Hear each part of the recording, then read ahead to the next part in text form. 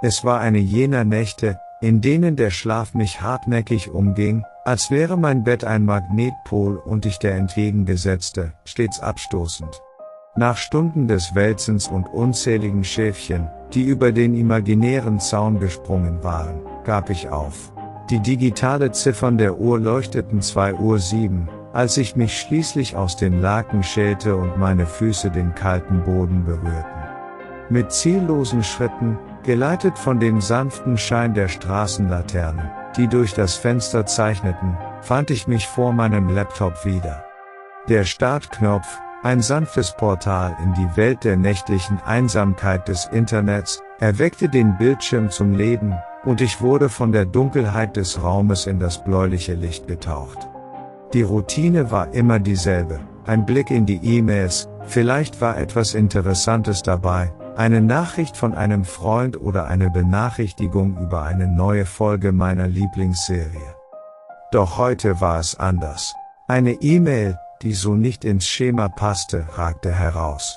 Die Wahrheit wartet auf dich. Das war alles, was der Betreff verriet. In mir kämpften Neugier und Misstrauen einen stummen Krieg.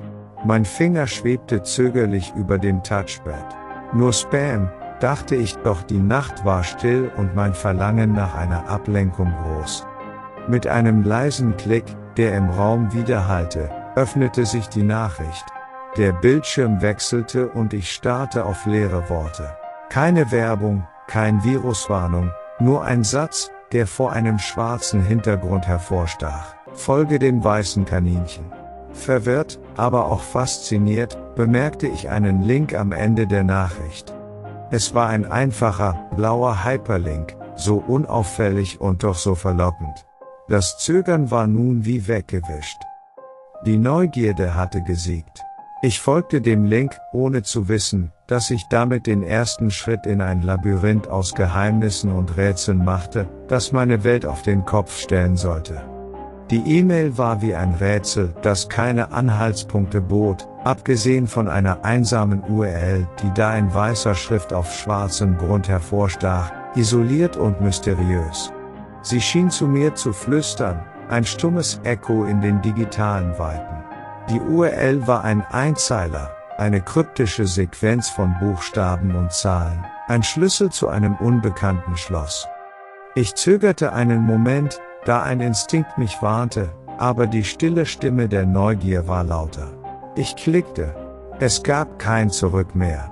Der Bildschirm, vorher ein Fenster zu endlosen Informationen, erlosch zu einem bodenlosen Schwarz, als hätte ich den Stecker der Realität gezogen. Dann begann das Flimmern, ein Kaleidoskop aus Bildern und Symbolen, das schnell genug vorbeirauschte, um Verständnis zu verhindern, aber langsam genug, um mich zu fesseln. Zahlenreihen, die vielleicht Koordinaten oder Daten sein könnten, Formeln, die an komplexe mathematische Theorien oder chemische Verbindungen erinnerten, und Bilder, Gesichter und Orte, verzerrt und verwischt, als wären sie Teil eines Traums oder einer entfernten Erinnerung. Es war, als würde mein Gehirn direkt angesprochen, gefüttert mit Informationen, die so dicht waren, dass sie beinahe spürbar wurden. Es fühlte sich an, als ob ich Zeuge einer Übertragung war, deren Bedeutung mir entging, eine Botschaft, die in einem Code verpackt war, der sowohl universal als auch zutiefst persönlich schien. Der Filter vor meinen Augen, metaphorisch oder real, ließ gerade genug durch, um mich am Rande des Verstehens zu halten und dennoch am Rande des Wahnsinns. Die Nächte zogen sich in die Länge, jede länger und einsamer als die vorherige. Mein Schlaf war gefangen in einem Netz aus rastlosen Gedanken, die sich um jene erste Nachricht rankten. Ich begann, mich in einer Welt zu verlieren, in der die Grenzen zwischen Zufall und Bedeutung verschwommen waren. Das leise Wispern des Windes, das zuvor nur das Zeichen eines herannahenden Sturms war, schien nun Botschaften zu tragen, getragen von einer unsichtbaren Kraft. Ich lauschte stundenlang, überzeugt davon, dass sich darin ein verborgener Code verbarg, eine versteckte Sprache, die nur darauf wartete, entschlüsselt zu werden. Das statische Rauschen des Fernsehers nach Sendeschluss, das ich früher als das Ende des Tages akzeptiert hatte, wurde zu einer Leinwand des Geistes. Ich starrte in das Chaos aus schwarz-weißen Punkten, sicher, dass jedes Flackern und jeder unerwartete Sprung von Ton und Bild ein Teil der Enthüllung war, die sich langsam vor mir entfaltete. Selbst die Schatten, die auf mein Fenster tanzten, wenn die nächtlichen Bäume im Wind schwankten, schienen mir Zeichen zu senden. Sie formten Figuren und Symbole, die verschlüsselte Hinweise zu sein schienen, ausgelegt von einer unbekannten Hand. Ich war gefangen in der Überzeugung, dass all diese Dinge Fragmente einer größeren Wahrheit waren, Teile einer Verschwörung, die so umfassend war, dass sie die Grundfesten unserer Realität zu erschüttern drohte. Ich sammelte Notizen, zeichnete Muster auf, verband Punkte, die nur ich zu sehen schien. Die Welt um mich herum war zu einem riesigen Puzzle geworden, und ich war davon überzeugt, dass nur ich die Stücke zusammenfügen konnte. Jedes Geräusch, jeder Schatten, jedes scheinbar zufällige Ereignis fügte sich zu einer Geschichte zusammen, die ich verzweifelt zu verstehen versuchte, und die doch immer nur knapp außerhalb meines Verstandesgriffes lag. Die Erkenntnis kam schleichend, ein kriechendes Unbehagen, das sich langsam zu einer unbestreitbaren Gewissheit verdichtete. Sie, wer auch immer sie waren, hatten nicht vor, dass ihre Geheimnisse ans Licht kamen. Ich spürte es in den Schatten, die sich an den Rändern meiner Sicht versteckten, dunkle Vorboten einer verborgenen Wahrheit. Diese Gestalten in meiner Peripherie, sie waren wie Wächter einer anderen Welt, stumm und bedrohlich. Sie standen regungslos, bis mein Blick sich ihnen zuwandte und sie sich in die Luft auflösten, als wären sie nie dagewesen. Doch das Gefühl ihrer Anwesenheit verließ mich nicht, es war, als ob sie in den Winkeln meines Bewusstseins verharrten, gerade außer Sichtweite. Dann waren da die Anrufe. Das Telefonläuten riss mich aus dem unruhigen Dämmerschlaf, und in der drückenden Stille der Nacht griff ich zum Hörer. Eine Pause, ein Atemzug. Und dann nichts. Keine Stimme, kein Flehen, keine Drohung, nur die Stille und dann ein Summen, das sich in mein Ohr legte wie ein unwillkommener Gast. Das Summen wurde zu einer Konstante, ein Klangteppich für mein tägliches Dasein. Es war nicht laut, aber allgegenwärtig, eine auditive Illusion, die sich nicht abschütteln ließ. Ich versuchte, es zu ignorieren, mich auf die Realität zu konzentrieren, die noch fassbar war, doch es klebte an mir wie der Klang einer Glocke, die noch lange nach dem Läuten nachhallt. Es war nicht nur ein Klang. Es war eine Erinnerung, ein Echo der nächtlichen Enthüllungen und der flackernden Schatten. Sie wollten nicht, dass ich näher kam, doch jede neue Seltsamkeit, jedes unerklärliche Ereignis trieb mich nur weiter voran, tiefer in das Gewebe aus Halbwahrheiten und Verschleierung. Sie hatten mich gewarnt, auf ihre Weise. Doch ich konnte nicht mehr zurück, nicht jetzt, wo ich so nah an der Wahrheit war oder an dem, was davon übrig war. Die Abende verbrachte ich nun regelmäßig vor dem gleichen Bildschirm, umgeben von Notizen und Skizzen, die ich im Laufe meiner obsessiven Suche angehäuft hatte. Das bläuliche Licht der Anzeige war zu einer Konstante in meinem Leben geworden, ein steter Begleiter in den endlosen Stunden der Dunkelheit. Die Bilder aus der ominösen E-Mail hatte ich schon unzählige Male betrachtet, analysiert und wieder durchdacht. Doch dieses Mal, unter der bleiernen Stille des späten Abends, entdeckte ich etwas Neues. Es war ein Gesicht, oder zumindest etwas, das einem Gesicht ähnelte, versteckt in den wirren Linien und dem statischen Chaos, das die Bilder durchzog. Für einen Moment konnte ich meinen Blick nicht von ihm lösen. Die Züge waren fein und doch verzerrt, als wären sie nicht für unsere Welt gemacht. Die Augen, leere Höhlen in einem schimmernden Nichts, starrten zurück, und das Lächeln, es war zu breit, zu unmenschlich, um Trost zu bieten.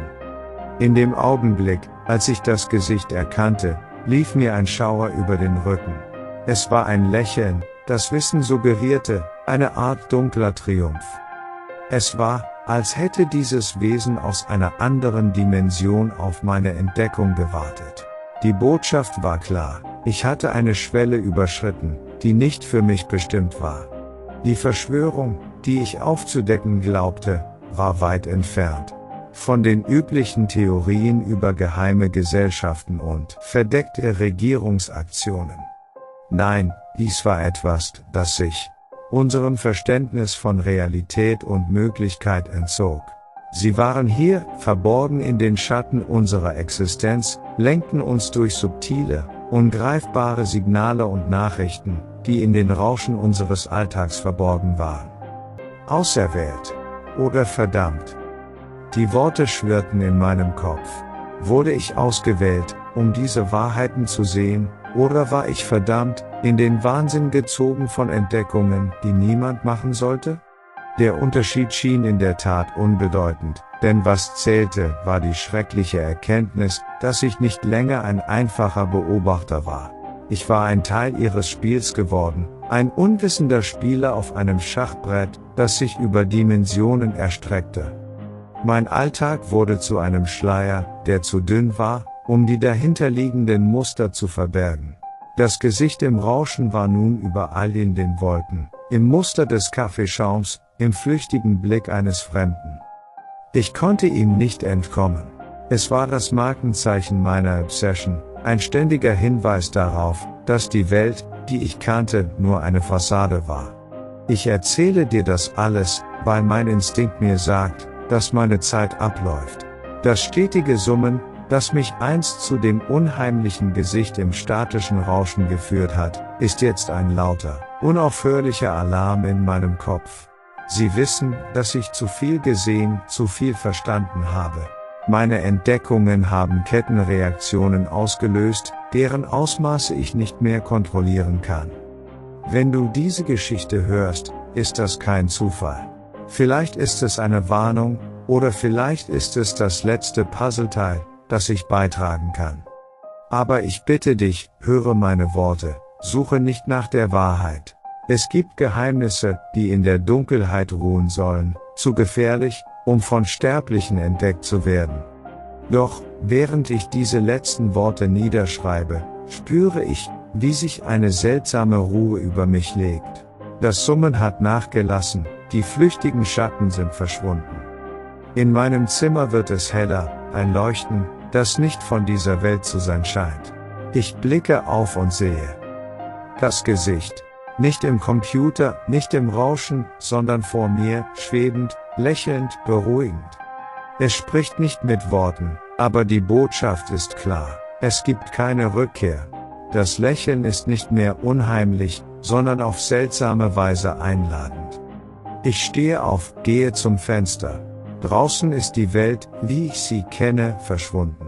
Stattdessen erstreckt sich eine Landschaft aus Licht und Farben, die ich nie für möglich gehalten hätte.